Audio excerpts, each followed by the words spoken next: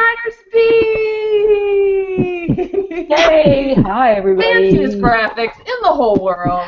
That's right. That's how we do. No expense. No, none. Welcome back to our fabulous panel of working screenwriters. Yay! And fabulous hosts. Ah, thank you. That's right. Yes, thank you. You're so sweet. Hey guys, it's episode 45 of Screenwriters Beat. Woo-hoo! Yay. 45. That's what I'm talking about. That's a good name. I know. We getting old. Wow. We're working our way towards 50. Very That's happily. right. AARP's right around the corner. Good one. Well, hey, today's episode is, this is because one of our episodes has gotten so many hits, I'm like, oh, I guess we could revisit this. It's outlines. So I thought we did, episode 30 was our first, and we got into the basics of outlining. So we're going to do advanced outlines and get deeper. Right.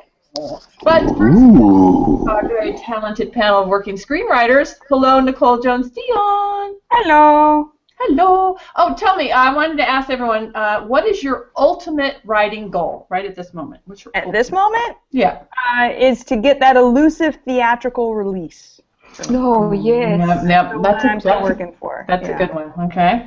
Also, welcome, Margaret Risley. Hello. Hello, everybody. Great to be back. And like Nicole, yes, theatrical release, ultimately. But, yeah, just some more work. Yeah. Writing assignments, yeah. That's a good one. I didn't think for a minute that our ultimate goal is the same, but it probably is. Yeah. Welcome also to Eric Ingram. I don't know where that high voice thing came from. I really don't know, but it frees the frame. It's a weird. I don't know. Like the whole day, I don't think about it. I get on here, I'm like, hey, and it's a weird. Anyway, sorry, I don't.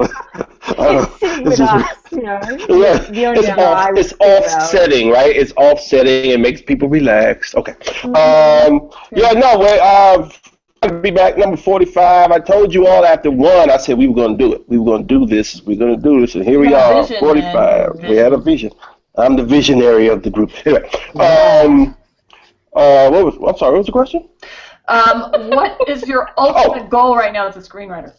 Now, when you say right now, you mean talking about today, or are you talking about, when you say ultimate goal? Yeah, just what's your ultimate goal?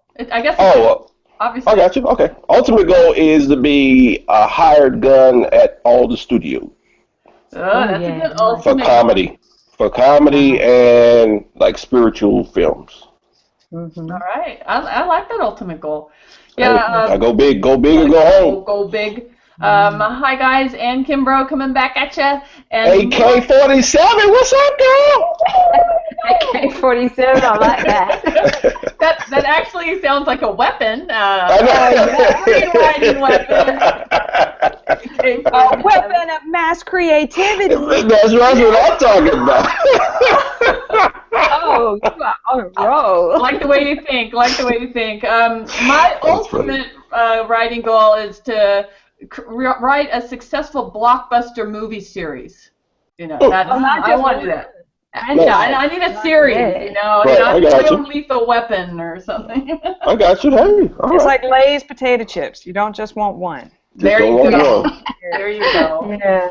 It might kind of incorporate what you guys have already said, though, as your goals. We could wrap them all together. I know, right? Yeah. Right. Isn't that everybody's goal, though? Yeah. Yeah, it is. Yeah. Everyone out there saying, yeah, me too. So where do I sign up? But work. That's how you do it. We're doing it. All right, guys. So this is Outlines, the sequel for us, our sequel to Outlines. And I rewatched the last show just to make certain we would move to new territory. And one of the things Eric said, I have an Eric quote for this, is if you want to be a productive and prolific screenwriter, you need to be a good outliner. Yes. Very well said, Eric. Yes. So. Go ahead, I'm sorry. Kick it off. How do we get to that next level of outlining? When you got the basics, how do we really make it work for us? I think you have to start with a log line. Work out your concept first, really get it clear in your mind what the whole story is about. Yeah, I mean, you don't have to know the whole story to begin with, but just the basics of who the protagonist is, who the antagonist is, what the conflict is, what the complications are going to be, and start from there. That's my, starting point anyway, I think, And once you've got that clear, then you can start to plot out, the plot points, like the inciting incident, the first act turning point, the complication, the midpoint, the next complication, the second act turning point, the climax, the resolution. Then it all, you know sort of where you, and especially if you know where you want to end up. That helps you do the setup in the first place, because as they say, a third act problem is a first act problem because you haven't set it up properly. Right. So, yeah.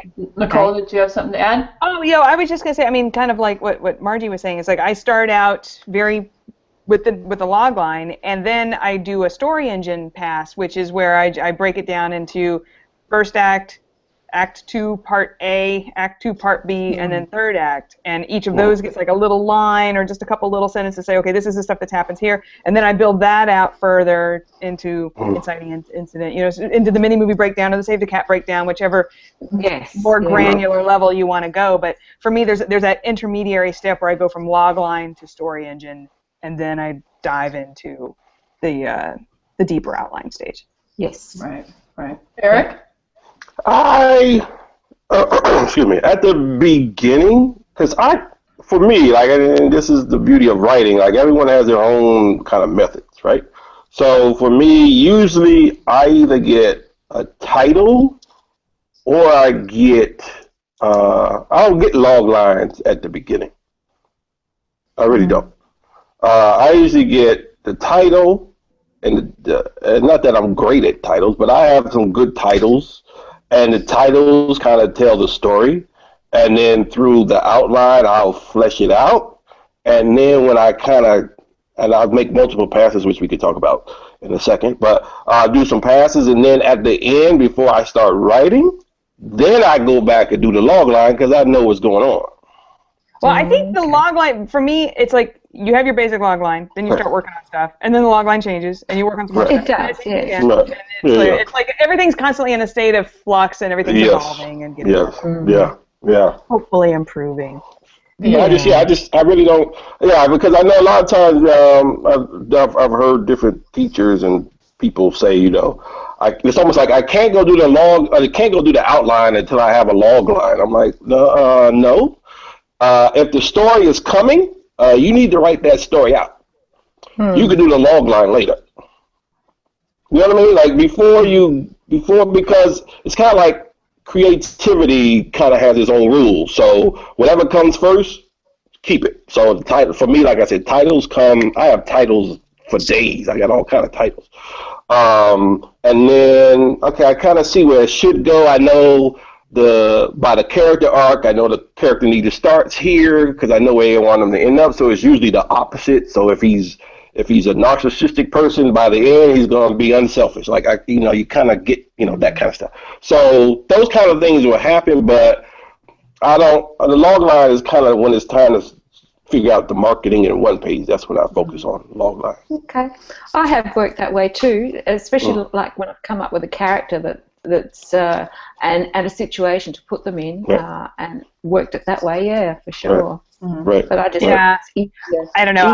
My log line is my lifeline. I go back to it constantly. That's my sanity check to make sure my script is if I'm telling the right story. Because for me, it's all about because the stuff you want it to be high concept, you want it to be commercial, and if your log line is not high concept, then I think you have it. Good. And so I kind of use that as my safety net, so to speak. But like you said, everybody does it differently. So Yeah, definitely. Well, right now working with Tom, we're writing the comedy script, and we've so something about outline is we started out obviously with an outline, and then we've written quite a bit of the script, and now we're re-outlining.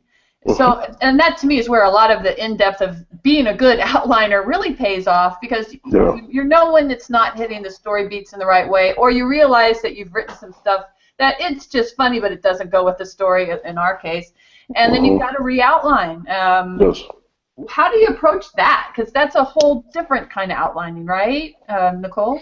Well, again, that's where I go back to my log line, and I say, okay, where is the truth in this story? And log line may be the wrong word. It could be like in the last episode where Margie was saying, find the heart, find the truth of what the story is, that fascinating core. Why are you telling this story? And if it's not there, that's what you're missing out on. That's what that's the filter, that's the lens that everything runs through. And if you're not hitting that, you're wasting your time. Go back, fix it. Well, I agree that for us that was part of the thing, was going back like, well, what is this story about? It's a good question. It does certainly help you when you're outlining, re-outlining. If you get hired to rewrite for someone, that you're going to start at the outline and have to outline something that exists. So I think there's a lot of that, right, Eric? Yeah, I think the biggest, you made a great differentiation is, if you're hired to rewrite something, that's one thing, and you're rewriting your own stuff, it's something different. So if you're hired to rewrite somebody's thing, yes, you gotta stick to the log line and kind of come up with essence and go. You gotta stick to whatever that thing is. But if you in your own work, I guess we need to say that in your own work, I think it's very important that you never lock down anything until either optioned or sold. Right? Yeah. Because like you can kill your darlings. Is that what? You gotta. And this is it was a hard lesson, but I finally got it. It's not that you have to. I know the saying is kill your darlings, but really, the way I look at it is this: that darling is in the wrong story. Right. Yeah, that's a good way to do it. So, because you're a nice guy, you don't like killing things. I like killing. I have a bloody corpses all over my computer. This is a genre, dude. It's a very genre. Dead stories and dead ideas that I just staked right through the heart. I like to murder my darlings. Oh my God. Nicole's like, I could kill it. Oh my God. AK-47. I get the AK-47. Put some C4 on it. Okay, no, but and I totally get that. But what I'm saying is, sometimes these writing adages kind of lock people into things like the thought is wrong. It's not kill it. It's in the wrong story. So don't throw in it. That's what you hear all those writers say. But I have a lot of scenes in my desk drawer that it didn't work for this movie, but it's a great scene. You just put it in the wrong scene, and usually that happens when the writer's voice is trying to override the story's voice. Yeah. That's usually when that happens. Sometimes too you can get on a tangent. You're like, oh, this is be cool, and then you're like, well, it really has nothing to do. It has something to do with the world you're writing about, but maybe it has nothing to do with your story. Exactly. Right. So those are things you need to shelf. Yeah. Right. Yeah. Right. The other thing with outlining is when you know where your plot points, what your plot points are, you can really go all out to make them shine, to make them important, to really hit them hard, so that it has the most emotional impact. It gives you something to write towards. Like just yesterday, I was in my script, I had some cool stuff coming up that I wanted to put in there, and I did put in there, and then I suddenly realised, no, that's taking all the impact away from the midpoint. So I had to kill my darlings, get rid of that, and just go straight bang hard on the midpoint, and save that cool stuff for after it. Yeah. Right. So the structure keeps you focused on what you need to do. Yeah. You need to know where things are going to hit, right, in your outline, so you set them up properly. That's a great thing to outline for. You gotta know that. I see. To me, like the structure, whether it be Save the Cat, Mini Movie Method, Hero's Journey, Snowflake Method, whatever you use, right? Whatever you use, you gotta understand as writers, like those are our tools. Like you gotta know how to use them. And you gotta know how to maximize. It's just like, a plumber not plumber not knowing how to use a screwdriver. You're like, what? Like, this is your job. So as a writer, you gotta know, like, if I ask people to pitch their story to me, you should be able to hit, if you're gonna use Save the Cat, the opening image, inciting incident, right? Break into Act 2. You should it should be able to hit those things, because those are the tools of the story. That don't mean you have to lock them in, write them in cement, but you should know that, so that when you get lost, you know how to get back on track. Yeah. Yeah. In addition to referring back to my log line constantly, I refer back to my bare bones outline constantly, just to make sure. Because another level that I add, and I picked this up somewhere along the way. I don't remember where I got it, but it's you find with each of those major beats, I guess, with things like the inciting incident, where is the antagonist at that moment in time? Where is the protagonist at that moment in time? And where is the emotional character, or the change agent? Whoever that character is, whether it's the love interest, that's for the protagonist. Those three characters, what's happening to them at each of those major beats along your story, and that also prevents you from losing conflict along the way, because you're like, oh my God, I haven't seen that antagonist in a while, or I haven't seen this guy in a while, and it just kind of make sure that everybody's getting all the screen time that they're supposed to get to make the story work. I think it was Elliot and Rossi. I'm going to say their names wrong. They have a really great site, but it was the off-screen. Yeah. What? Say it again. Wordplay. Wordplay. Or wordplayer. Wordplayer. Yeah, wordplayer. Sorry. I haven't been there a long time. It's a great site, but it was the off-screen story. You've got, these people aren't just standing somewhere waiting to come on. They're doing something, and you need to know that. So in a way, I mean, I have never personally outlined that, but it wouldn't be a bad problem or thing to do, right? Oh, go ahead, Maggie. Go ahead. You really need to know your story, who's involved in the story, and how they fit, and like Anne said, what they're doing when they're off screen. How it affects what's happening to your protagonist while the others are off screen. If they have, if they're written properly, if they're not affecting the protagonist, what are they doing in the story? So you need to know what's going on for sure. I think, showing it. Oh, sorry. Yeah, I think, just to piggyback off Nicole, that's kind of what I do. Like, there's the protagonist, Save the Cat, 15 beats. There's the antagonist, 15 beats. And then there is the environment beats. It all depends on the story. So for certain stories, it's the environment, because if you're like man against, nature, or man against, something like that, the environment has a play in what's going on too. So that's why I said that. But it's literally, if you put all that in the outline, trust me, oh my God, you know your story. You'll know your story back and front. Seriously, you will definitely do that. Yeah, definitely do an antagonist pass and a love interest pass if it's romantic or comedy, or if it's a military or a sports thing, then it's the team. Like, what's the team going through? That's what I mean. It's up to the genre. They're a genre, yeah. You need to hit the genre beats, right? Yeah. Right. Exactly. Right. Yeah, and kind of to Eric's point about knowing the antagonist story, I don't know who said it, but they said, the antagonist is the hero of his own story.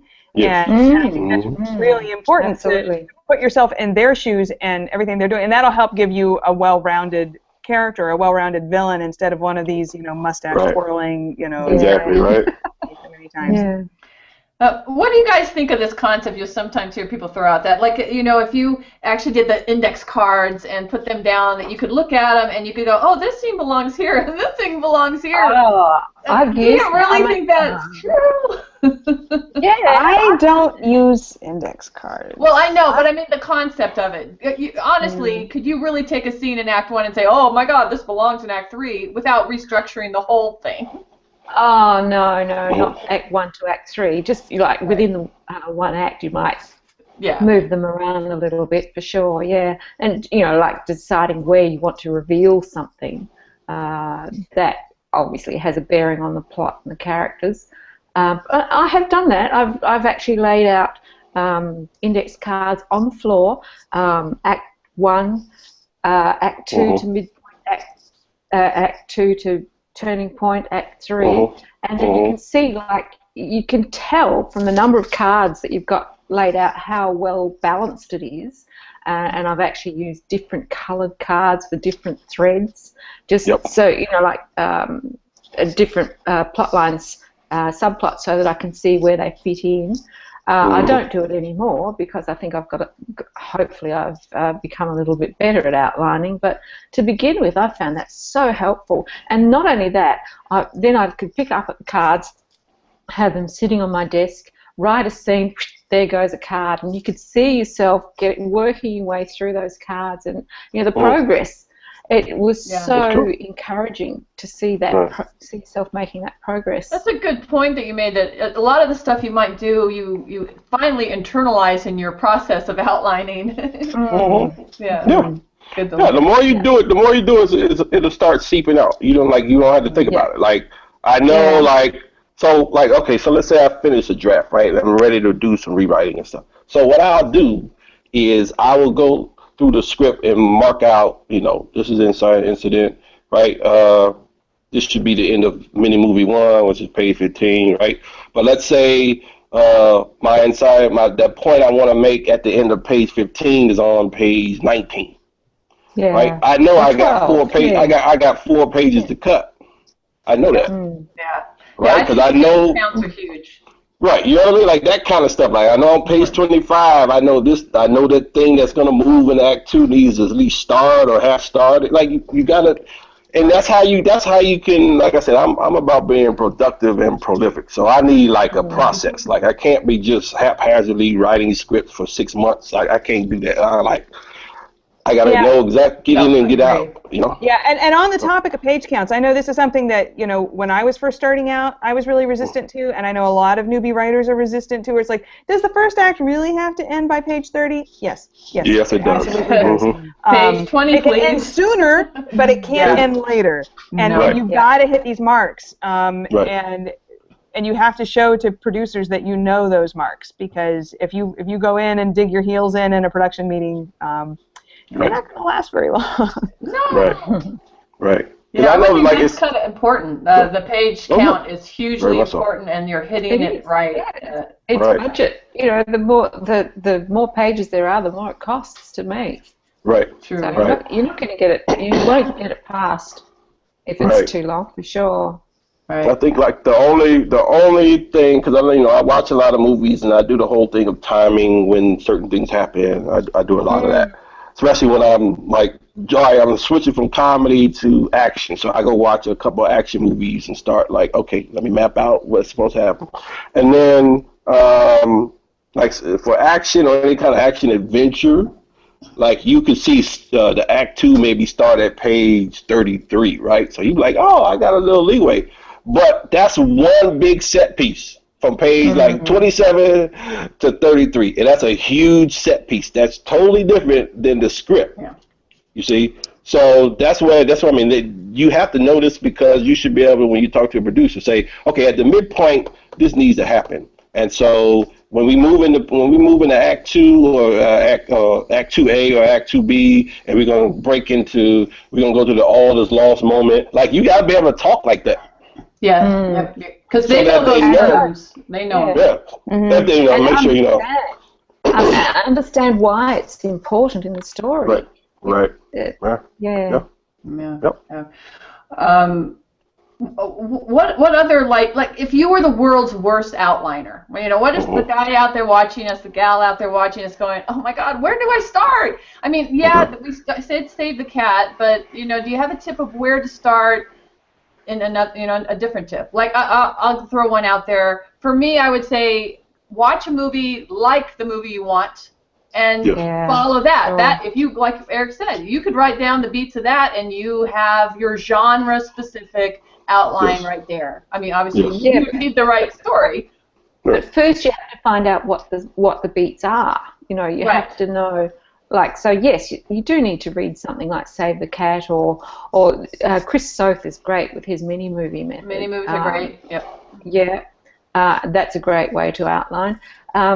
But yeah, like you say, watch the movie, read the scripts. If you can get hold of the script, watch the movie and read the script so that you can see. Because like Eric was saying, you get to in the script, you might have act to break a plot point on a certain page, but the way it's filmed, the way the director chooses to film it, may not match exactly to the script page count. But yeah, it's helpful to watch the movie and read the script. Right. And if you're like me and you're old school and you actually still like watching movies on DVDs, look at the chapters and those chapter breaks. They usually will correspond with roughly where these inciting incidents and act breaks and stuff are happening. I mean, there's more of them than just that, but because they try to kind of cut them in at those peaks and valleys in the story.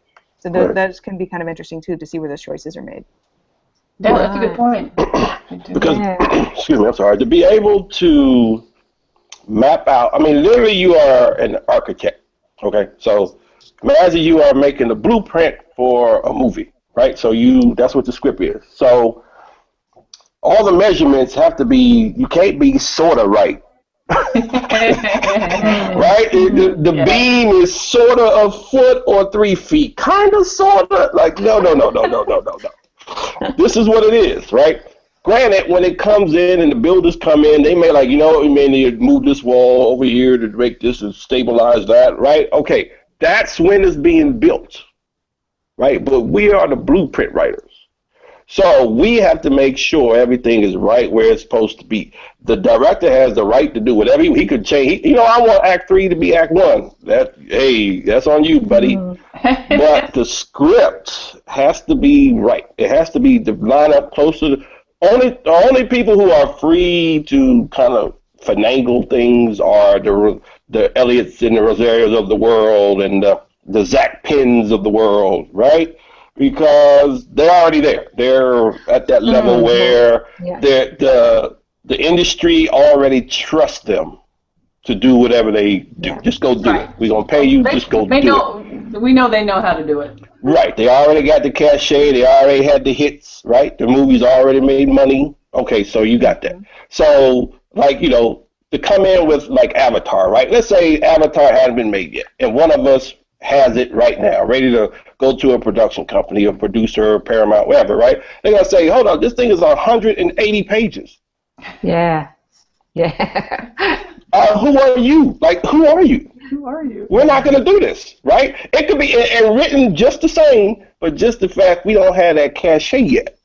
Right? I'm sorry, let's go. I mean, that's what happened with The Matrix. They had to do something else first to prove that they could even do that kind of movie before they gave them the money to do The Matrix. Wachowski brothers, right? Yeah. So what I'm saying is, if you got to know your stuff. You cannot BS this thing through. Trust me, you say what you want. Everyone uses William Goldman's phrase, right? Nobody knows anything.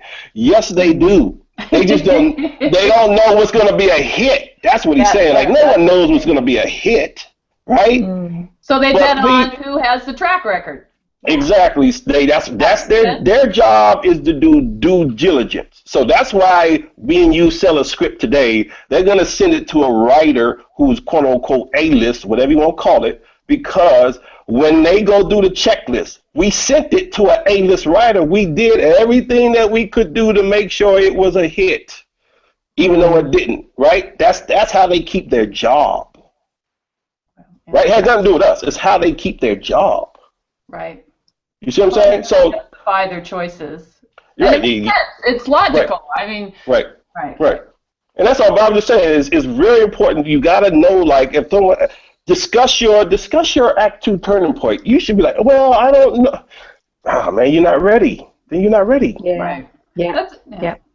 That's good. Not that we're being hard on anyone that doesn't know it yet, but there's time to learn it before you get in that position. It's a good, good point. Yes. Learn. All right. Anybody have something else to throw out before we take an audience question?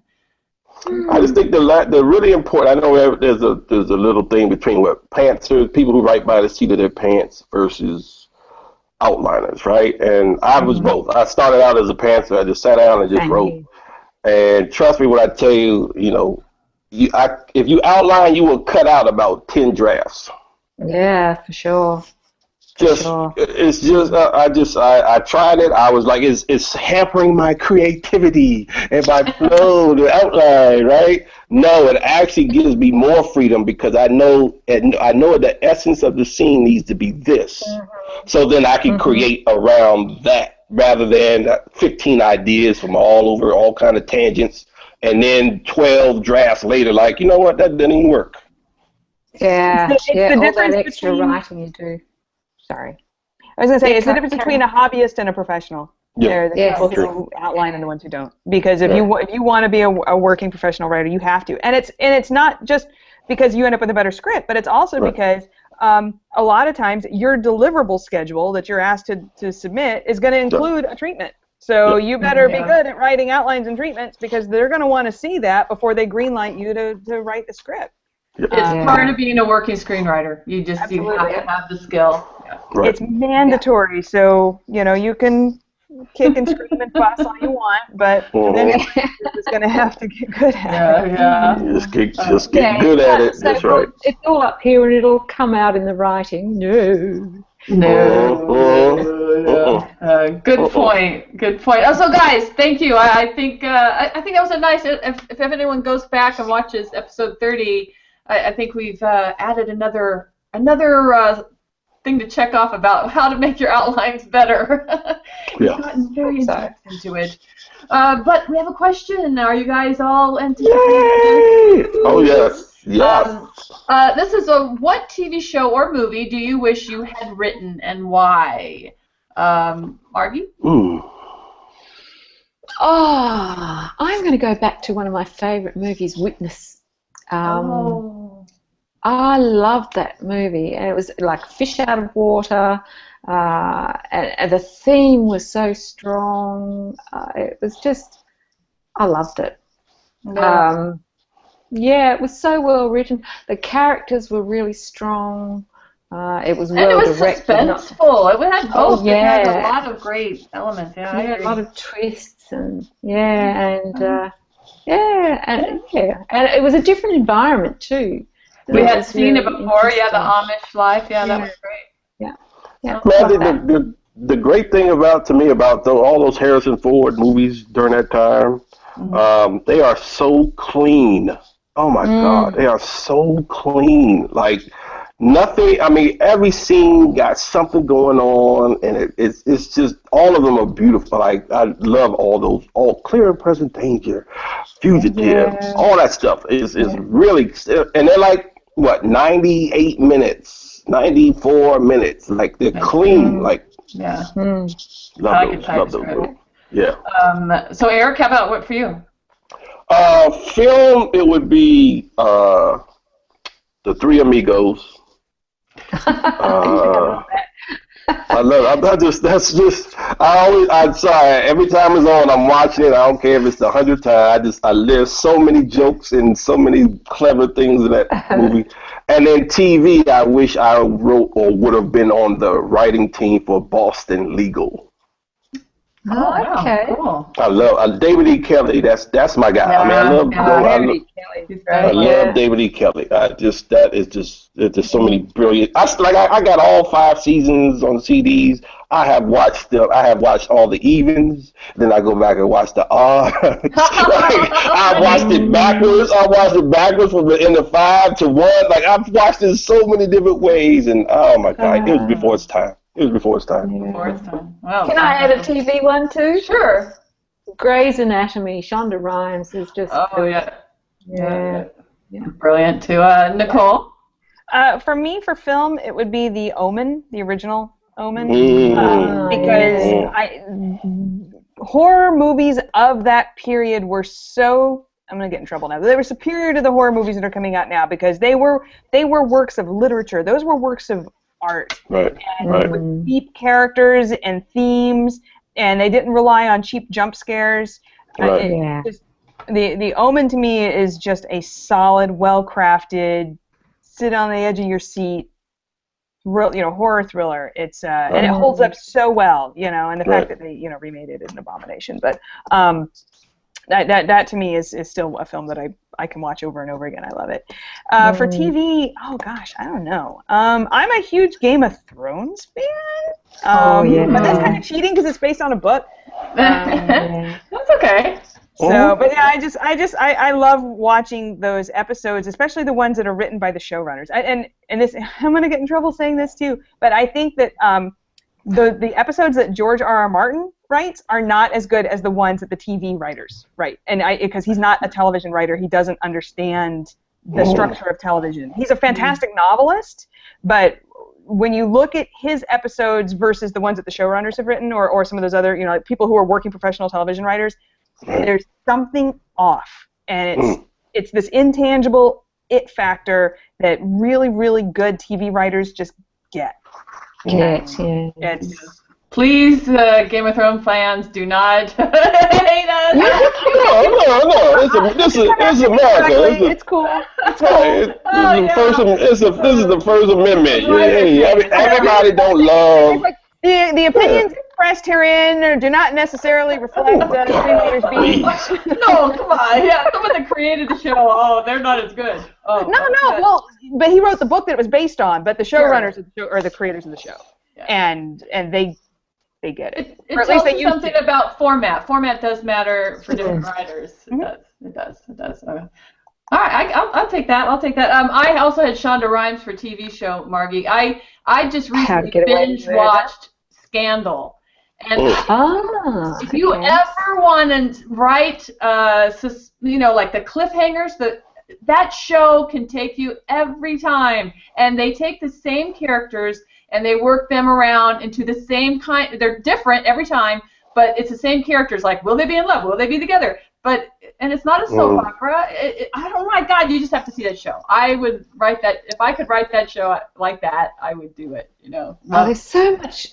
So much good TV these days. Homeland. How to Get Away with Murder. Another fantastic stuff. Yeah. Well, and she's not just writing all of those. I mean, they have a stable of very talented writers. So. For my movies. Sorry. Go ahead. Go ahead. Finish.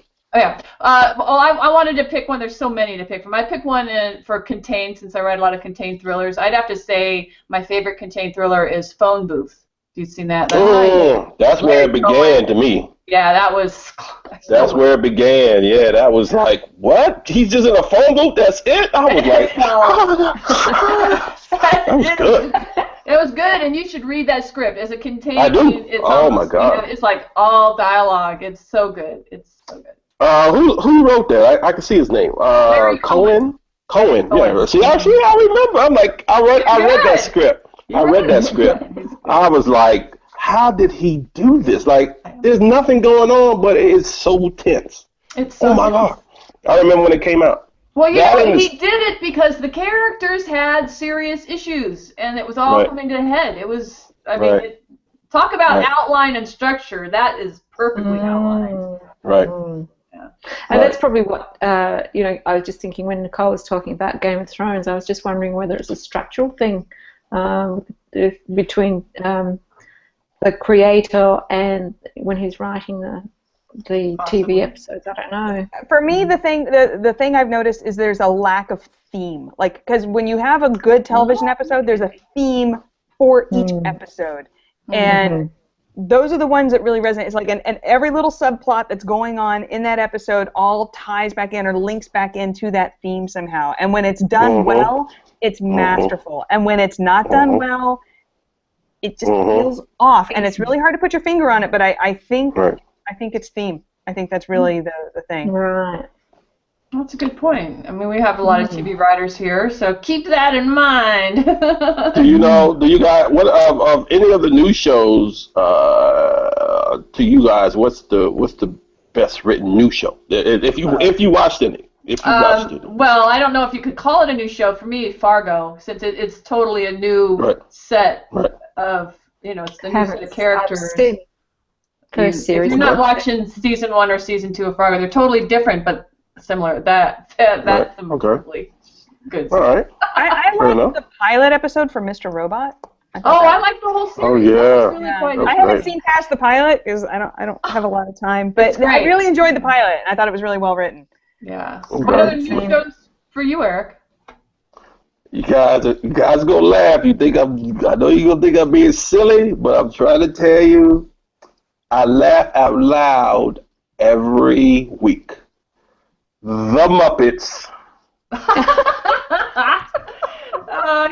You just surprise us in good ways. I'm telling you, I sit here like, how are they doing this? Like, literally, obviously they have, the Muppets walking around on the set, and they got the people around. It's like, how is Miss Piggy walking across the set? Like, how are they doing this? But besides that part, okay, it's the characters. It's like Miss Piggy is classic forever. I'm sorry. I don't know how they the problem people are having is because her and Kermit broke up, right? But it's 8:00. It's prime time. It's adults. This is not the kid show, from PBS. So they're like, oh my God, how can they break up? Like, it's drama, conflict. Yes. They're going to get back together by the time it all ends, but it's just, those writers are amazing. Because I feel like I'm 8 years old again, but I'm like, I can't take my eyes off this stuff. I love the Muppets. Love the Muppets. Love them. Well, I'm just learning more about you all the time. And I told you. Full of surprises. Never gonna catch me. I'm always changing, girls. I'm always changing. Oh my gosh. Hey guys, we come to the end of another incredible show. I hope you enjoyed 45. Nice. Nice. Yes. Thank you so much, guys, as always. It's wonderful that you share your time like this and your experiences, and it's great. Thanks. We had so much fun. Yay. I'm very honored. Honored to be here. All together, and we wouldn't. Yeah, you're welcome. Yeah. You guys said yes. That's why. Only because of you. Because if Nicole would have said, "Can we do this?" I'd be like, "Oh no." I got for you. I think swords. AK swords. No. Yeah. Sweet. As we say goodbye, I want you to tell us what's on your agenda, your writing agenda for the rest of this year. It's quickly ending. Eric, what are you up to for the rest of the year? I got, let me see, 1, 2, 3. I think I have 3 jobs kind of lined up, and then I'm trying to finish like 3 of my own. So. Well, that should be easy. Yeah, I know, right? Hey. Script a week, you'll be fine. Outline. Yeah, that sounds sweet. Oh my gosh. Along with the one that me and Maggie and James wrote, that draft is finally done. So, I kind of checked that off. So we have something. So it's done. Brilliant. So, yeah, but 6 more things to go. 6 weeks. About right. Margie, thank you for being here. How about you? What else is? My pleasure. Thank you for having me. And I feel so lazy now, but I'm going to finish my job. Thanks a lot, Eric. Thanks a lot, Eric. Yeah. And here I was thinking I was doing so well.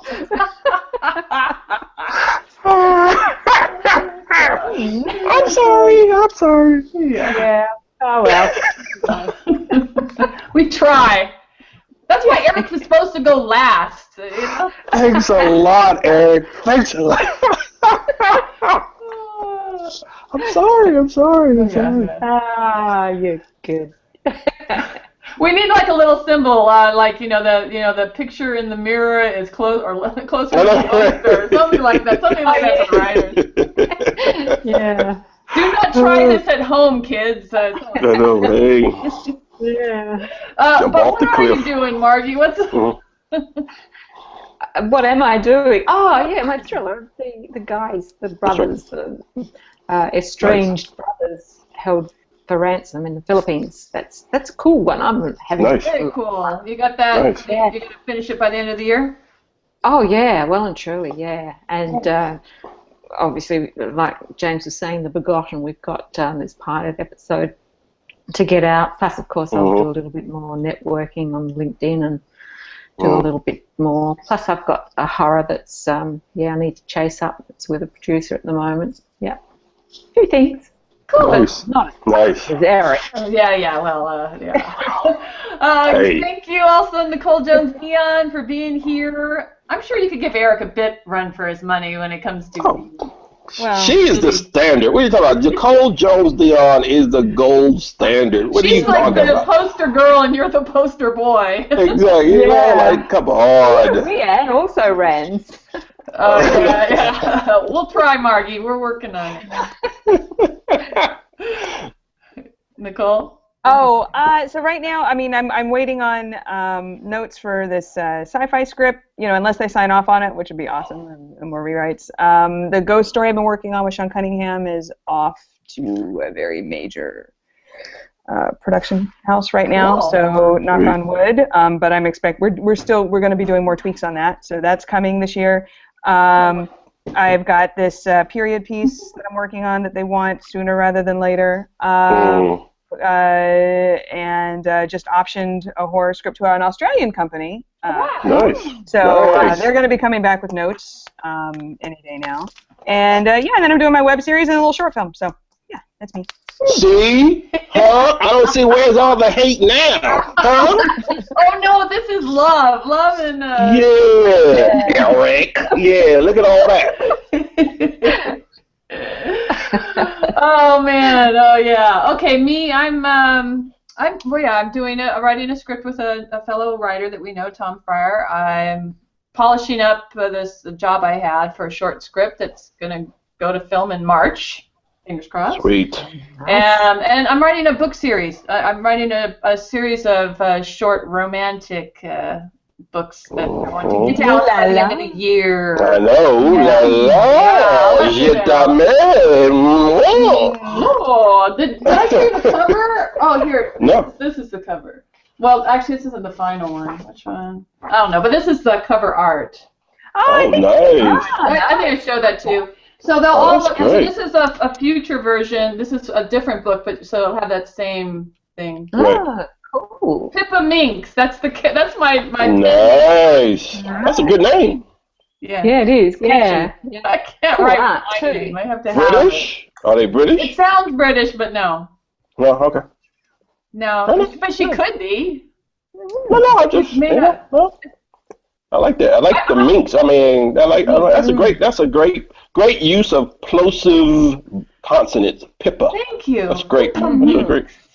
It sounded like a romance. They're new adults, so they're all like girls in their college age. Right. Sweet. Which I am. That's just coming right from me right now. Yes. Well, guys, we did it again. Episode 45. Yay! Wow. Thanks for joining us. Please like us and leave comments. And if you got ideas for what you'd like to have us cover in the future, we listen. Thanks again, my wonderful panel, and we'll see everybody once again in the new future. Probably next month, right? Next month. Next month, if we're lucky. We were so consistent. All right, bye, guys. All right.